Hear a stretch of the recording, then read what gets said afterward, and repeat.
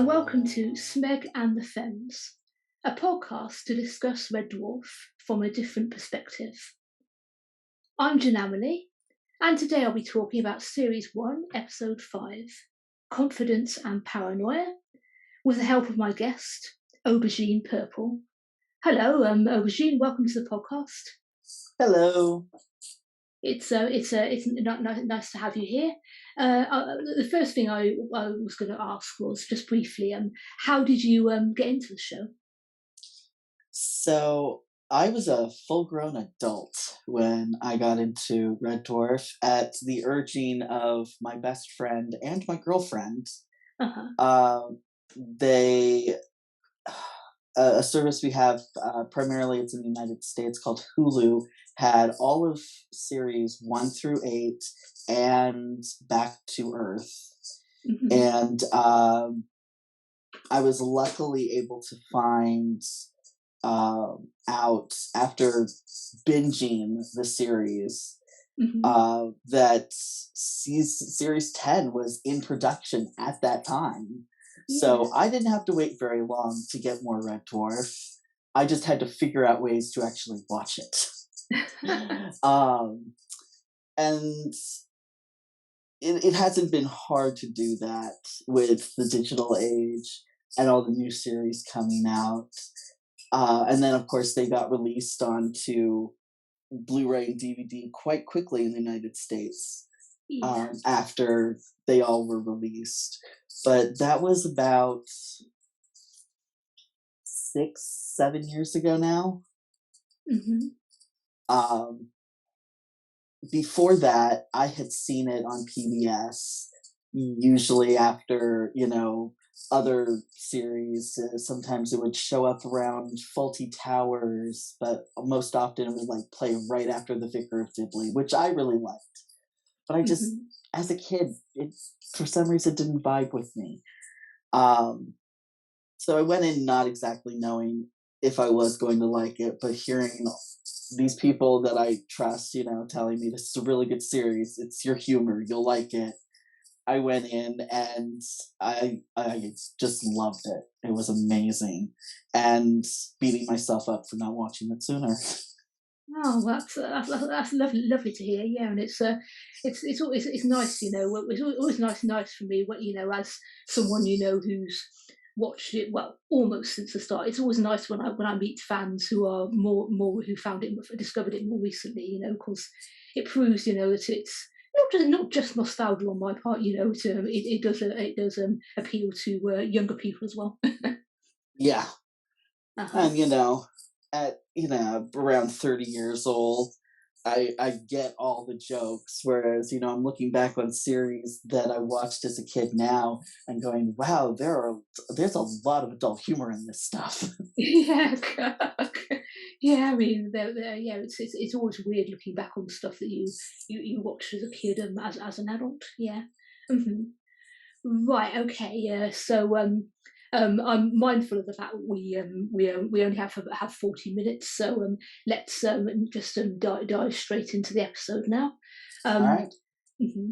Starting with the opening scene, which of course is Lister watching a romantic film and being constantly interrupted. And I must say, as someone who is kind of a Lister person, as in Lister is my favourite, although I love River too. This is one of the scenes which is, for me, I find it so adorable. Yes, he's being gross as well, spilling milkshake all over himself. But beer milkshake. This is the introduction of the beer milkshake. Of course, the beer milkshake. Yeah, yeah. And it's just for me, men who aren't afraid to cry at soppy films is just appealing. Yeah. Oh yeah. It's just and it shows what a romantic person he is. It's just cute, basically. It's also nice knowing that a series from that type of time period where so many male characters were very macho, that you're seeing this guy defying traditional gender roles, and it's just so natural, and it was a very nice thing to see and know that this came from an era where that was very uncommon, if at all. Yeah, I Um, mean, and that truly appealed to me, being I'm a transgender man, and I mhm. am a bit more effeminate. So seeing that from a cisgender man, a character, um, I really liked that, and it made me, vibe with Lister, because to me, I can't choose Lister over Rimmer. I love him equally. Mhm. Oh yeah, I mean, no, don't get me wrong. I love Rimmer too. It's just I always I kind of latched onto Lister, when I first watched, and because of scenes like this, and Yeah, also other scenes, and just this is my character. Look at the character I vibe with. I mean, there are elements of Rimmer that I also vibe with too, mind you. But yeah, um, and just moving briefly onto Rimmer, it's kind of amusing the way the moment he comes in, he knows exactly what Lister's been up to. Insults him for scrummed enough chocolate have you, etc. But of course, the thing is, I mean, he, as in Rimmer, compares him directly to a woman. And obviously, he means it's an insult because he's got all this internalized toxic masculinity, But yeah. I just find it But cute. Lister just doesn't care. Yeah, I mean, it is. Yeah, I mean, yeah, that's another thing. I mean, Lister really doesn't care. I mean, until sort of series 7, which kind of ruined it a bit. Lister Yeah, really didn't care, about how he appeared to Rimmer or Cat or anything. I mean, I think part of the thing with series 7 was because there was now a woman around and he was trying to impress her, but anyway, never mind. We'll get to we'll series get 7. to that eventually. Yeah, exactly. Yeah, let's get back to series 1 at the moment. I did Mhm. find it funny that the film he's watching, I'll put that in quotations, was really just audio, and the only video you see is like some palm trees. Yeah, Like I think it's yeah. that's how low budget this series was. Like, oh yeah, he's totally watching a film, but you only get the audio. He's totally watching a film and it's a still of a sunset. But yeah, yeah. They were very low budget. I mean, especially on series 1. I mean, they did get a bit more of a budget off after that, but still nothing to write home about from what I Right. understand. Yeah. Yeah, and also with this scene, it's odd. I never thought of it so much before. But I mean, I think Holly, is trolling with the Agatha Christie stuff because I really don't think, on reflection, that Holly would actually tell Lister how to delete parts of his memory. It seems a pretty dangerous thing to do. It does seem a dangerous thing to do. But then at the same time, later in the episode, he gets upset because he's rereading it and he's at a good part. But Yeah, you can yeah. tell, you can kind of tell almost in that scene that it was kind of a joke, because he acts like he knows what the climax is going to be and that he's at that point. Yeah, I mean, it's funny. I mean, you can take it either way. You can take it as he's putting on an elaborate act, or you can take it as he really is senile enough to let Rimmer delete, Lister delete parts of his memory. I mean, you really can take it either way. Mhm. Especially given an upcoming episode in season 2, Of course, yes. I where mean, I've been he noticing can be a prankster. theme. I mean, it We happens in just this haven't as seen well it as yet. well. Holly clearly bored out his mind, and playing tricks on the crew. I mean, Because he finally has somebody to play tricks on. yeah, yeah, and you can't blame them really. I mean, it's quite obvious that the whole crew are bored. And Yeah. they're all trying to fill in time. And they're all so different. That they do it in different ways.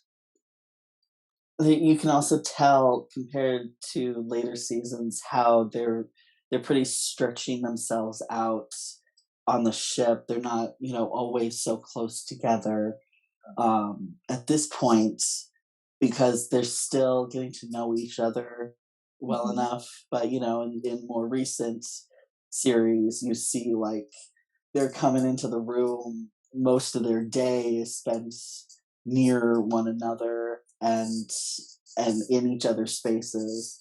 And so it's also, kind of an interesting thing to see the progression.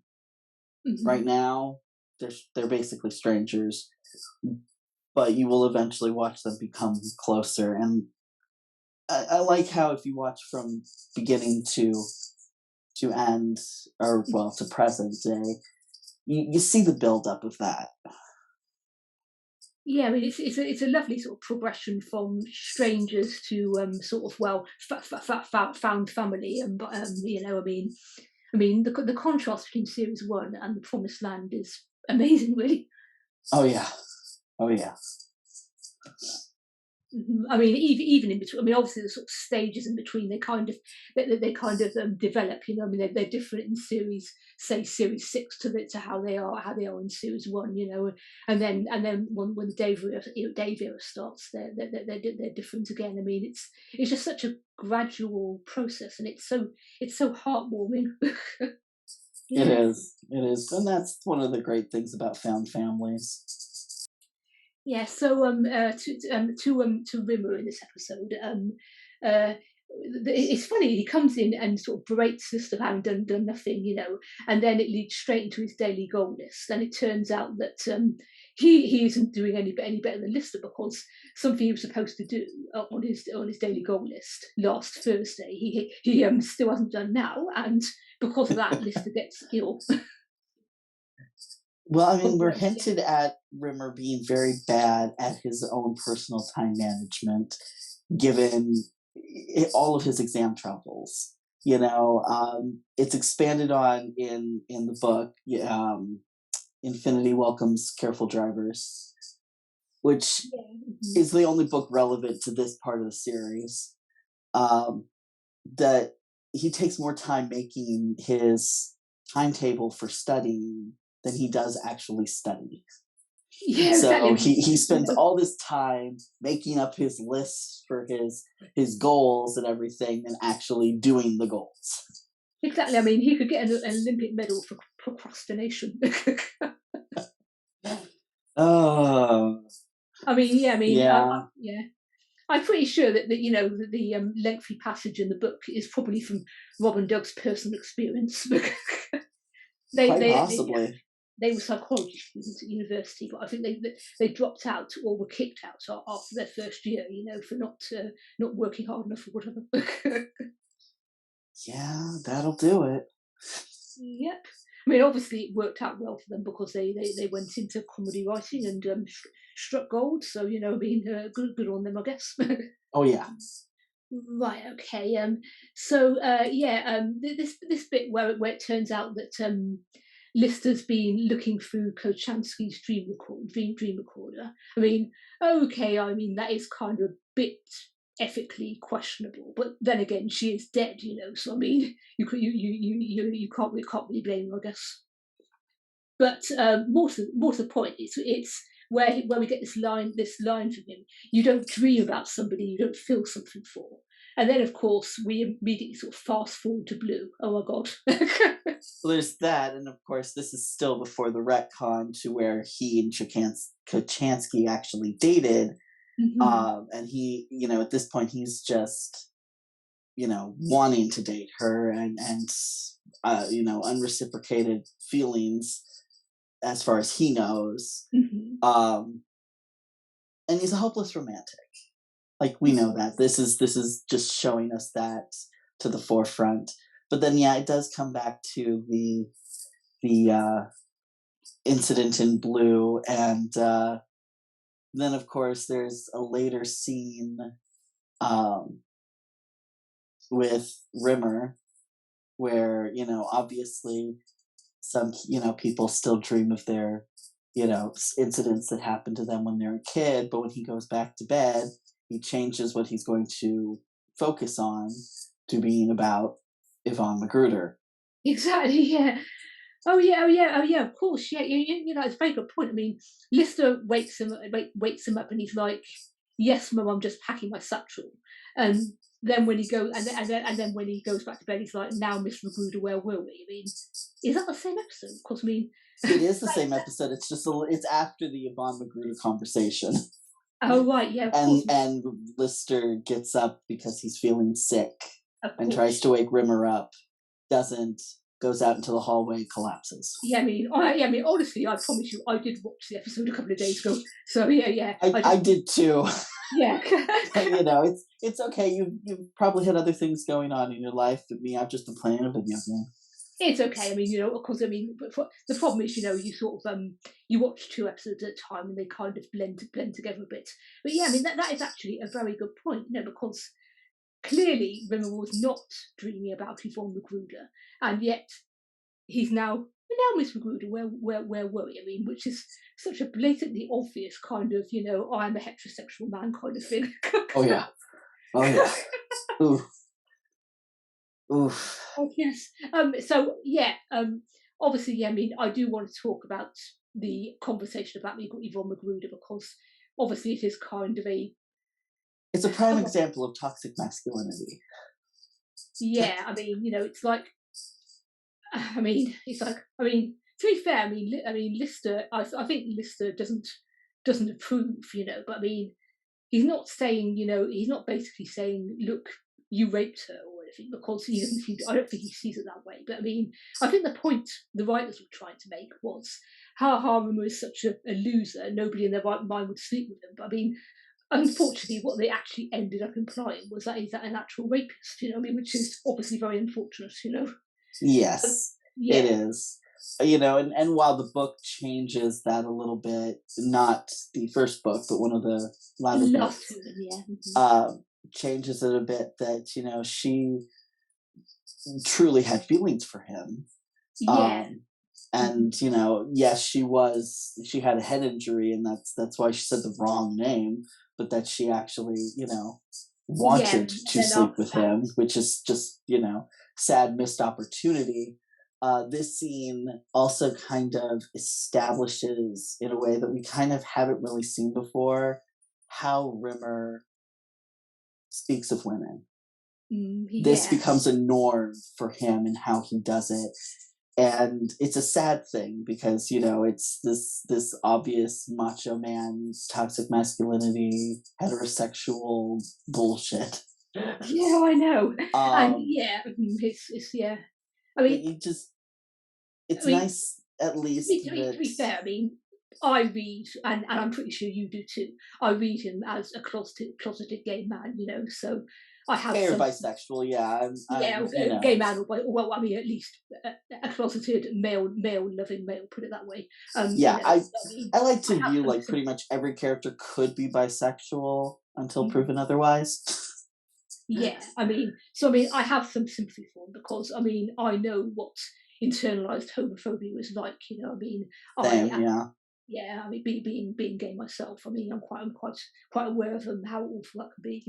So I have some sympathy for him in that respect. But I mean, that doesn't excuse the toxic masculinity, obviously. Correct, yeah. Mhm. And then, of course, the introduction of the Love Celibate Society, which, I mean, we just call them incels today. Yeah, It's clear though, the way Rimmer spoke of them and then is spoken of later in the series, he only really joined them to commiserate what he views as his bad luck with women, I know. but Yeah, he doesn't really agree with the tenets, which is, staying away from women. yeah. I mean, I do wonder now with a sort of hindsight, now that I'm more aware of asexual and aromantic people, whether there were any actual genuine asexuals or aromantics amongst that group, or whether it was just a bunch of embittered men who women didn't want to go near. I mean, it's questionable, isn't it? I looking back at um, for other reasons, looking into, the incel mindset, there have been groups like that for many, many, many years. Whereas most asexuals, when they tend to group up, they tend to group up in other LGBT spaces Hmm. because they're not made to feel like there's anything wrong with them. Hmm. And they're a part of the community too. Of course, yeah. So, uh, I could see some maybe going to these groups of men who, just want to bemoan their problems about women and Mhm. everything, and leaving them eventually because it's like, but that's not my problem, you Yeah, know. exactly. Um, but of course, there could always be the fact that Rimmer could also be asexual for all we know. I mean, Yeah, actually, interestingly, when Rob Grant, Paul Jackson, and you may know, did sort of lockdown commentaries on the episodes they were involved in. And yes, I've seen a few of interesting, those. really, when um, sorry, oh yeah, in Balance of Power, I think it was, when Rimmer gropes for Chansey's boob. Paul Jackson, interestingly, said he felt that was really out of character for Rimmer, and then somebody in the chat said, "Well, actually, I read Rimmer as asexual," and interestingly, both Rob Wild and Paul Jackson agreed. Yeah, that's interesting. I never thought of that, but he could be asexual. I mean, now I'm not 100% sure that they completely understand what asexuality is. But I mean, it's good that they were open to the idea, I guess. Yeah, and of course there are some creators who explicitly don't want to view their characters with any given sexuality, and it be fluid for the purposes of future storytelling at the same time. So that could also be a case of it. It could be. I mean, of course, obviously, with in the case of Rob, he isn't currently involved, with the TV show, so it's probably kind of easier for him. Although, mind you, he has hinted that he would like to write for it again, which I think probably means he'd like to write another novel, which would obviously, be welcomed by the fan base if he did do that. But anyway, Yes, yes, it would be. let's not get into that legal can of worms right now, because it's not what we're here to talk about. Briefly going back to the discussion about Yvonne Magruder. I mean, what I personally how I personally headcanon what happened is, I don't think Rimmer actually, sort of intentionally raped her. I think it was probably more a case of, oh, this woman is coming on to me. I'm a heterosexual man. I can't turn her down. So I think that's kind of probably what happened. And then afterwards he was like, yeah, I'm a stud, blah, blah, etc. That's how I Well, read. and I actually just finished it only a couple hours ago. The first book kind of Mm. implies that she did approach him and drag him to bed. Um, the way that he thinks about and refers to the incident itself, in that, yes, he kind of had thought about her, but she was the female boxing champion of the ship. You don't say no to that. And that kind of It's implied he was a little more interesting, threatened yeah. by her approaching him, just going, "Oh, okay, like, yeah, I'll do it." Of course, yeah. I mean, yeah, yeah. I mean, I always thought the implication of her being a female boxing champion was supposed to be that she wasn't very attractive. But then, of course, you actually see her in Better Than Life, and I'm like, excuse me, she is. And there's also, you know, Rimmer does mention her as, at least he thinks that she was attractive in this episode. Mhm. So I I guess maybe people seeing women in boxing as not being attractive Yeah, well, back then they was certainly was did a, back in the a 80s. negative, but it doesn't have to be. Yeah, it definitely doesn't have to be at all. Yeah, I mean, but yeah, I mean, the way Rimmer talks about her, well, not just in this episode actually, also in B Squared, he was, I gave her one thing, and then again in Better Than Life. I mean, it's yuck, but I mean, I do like the fact that Doug retconned it in Last Hidden, because it's just much nicer that way. It really is. Yeah. I mean, I think the reason Doug did that was because he wanted it to, uh, have more meaning when he introduced Michael Magruder and so on. But still, I mean, whatever his motivations were for doing it, I mean, I am glad he changed it, because the way it stands, in the televised episodes is pretty yucky, to be honest. But It but is. Yeah. Yeah. Uh-huh. Oh, okay. Moving on to when Lister falls ill and Rimmer sort of panics. He runs in, and tries to get Cat to help because and it's kind of touching because you can argue that Rimmer's panicking because if Lister dies, then he'll be even more alone. But I mean, even I still find it touching, that Rimmer is actually genuinely briefly concerned. Yeah. Yeah, there does seem to come off a genuine concern, and then when he seems to panic, like, a second time, then the concern seems to be a little more self-focused, because essentially, if Lister dies, he's gonna die again 'cause he'll get turned off.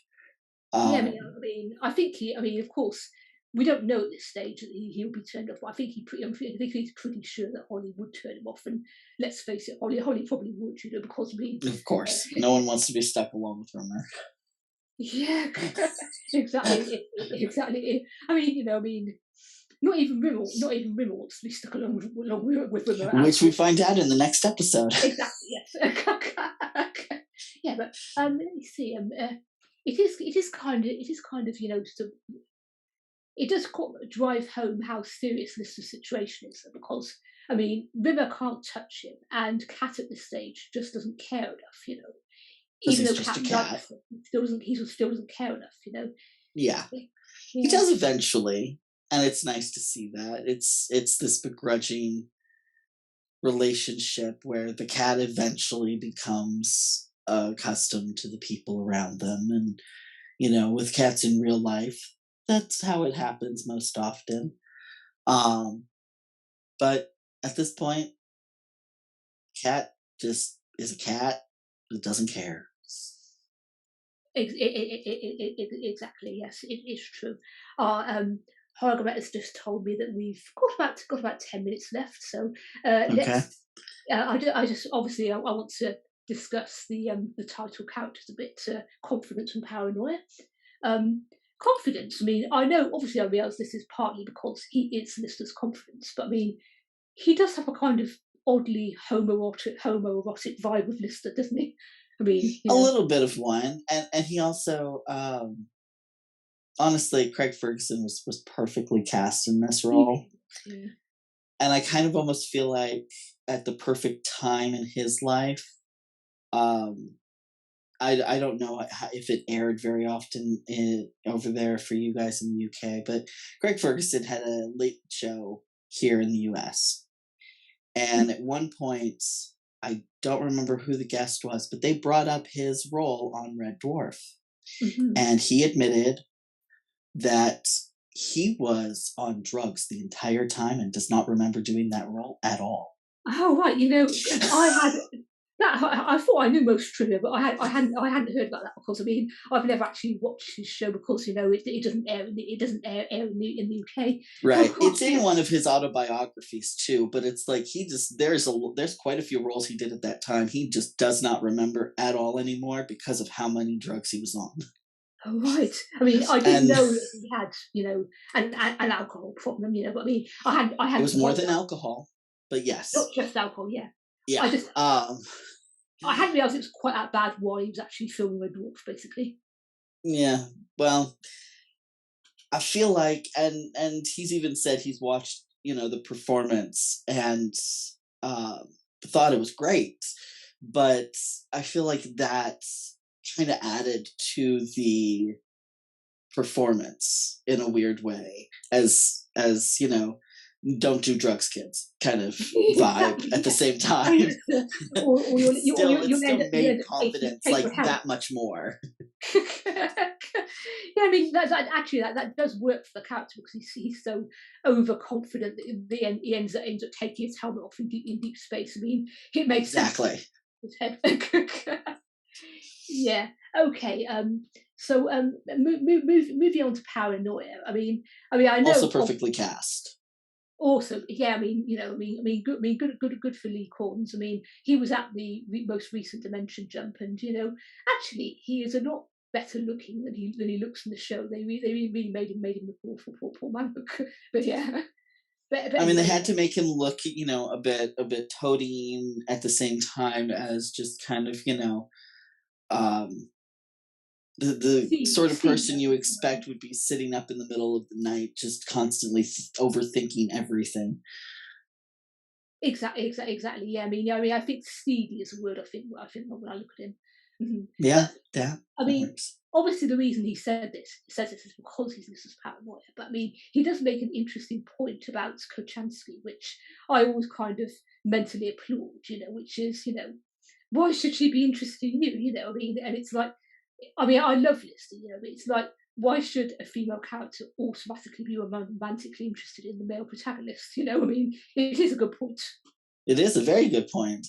And if you that's the kind of comment that could even still apply post retcon when they did dates. Like, why was she interested in you at all?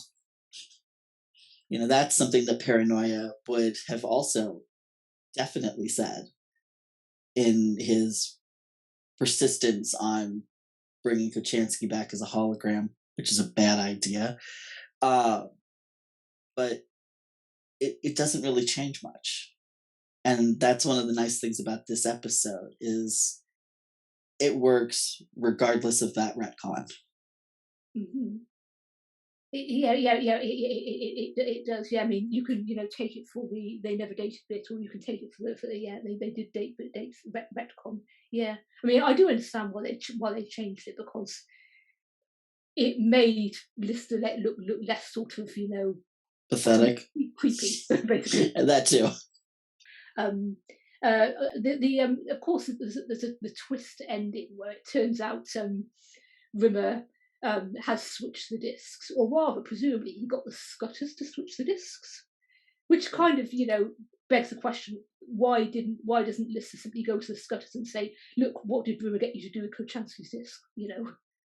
But yeah, but it's a good twist. Obviously, it's a very good It is a twist. good twist. It is a good twist. It's like, oh my god, the way Cat and Lister look at each other. Oh my god, we're really really in for it now.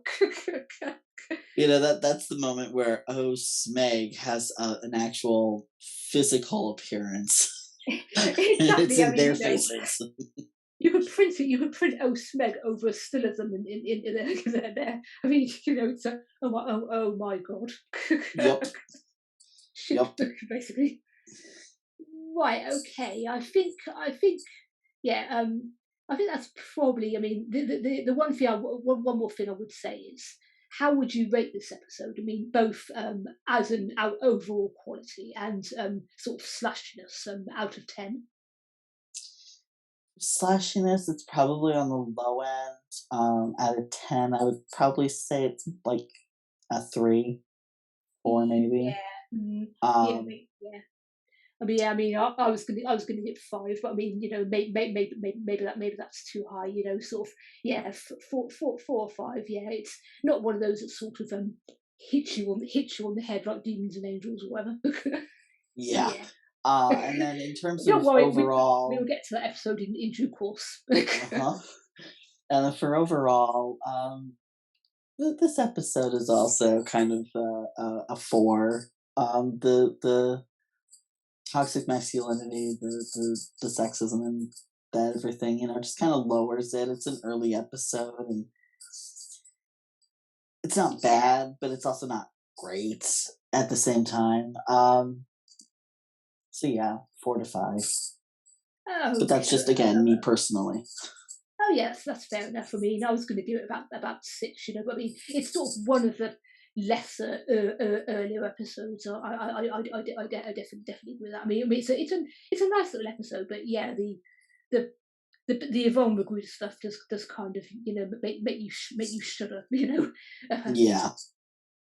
And that brings us to the end of this episode of Smeg and the Femmes. Thank you to Hologramet for technical help, and to my guest Aubergine Purple, who I'll be also coming back to for me squared. I hope you enjoyed listening. If you'd like to give us feedback, you can do so on either Tumblr or Discord on the posts where I've linked to this episode. You can also email us at smegandthefemmes@gmail.com. The next episode we'll be covering will, of course, be Me Squared. I hope you'll join us then, but for now, goodbye.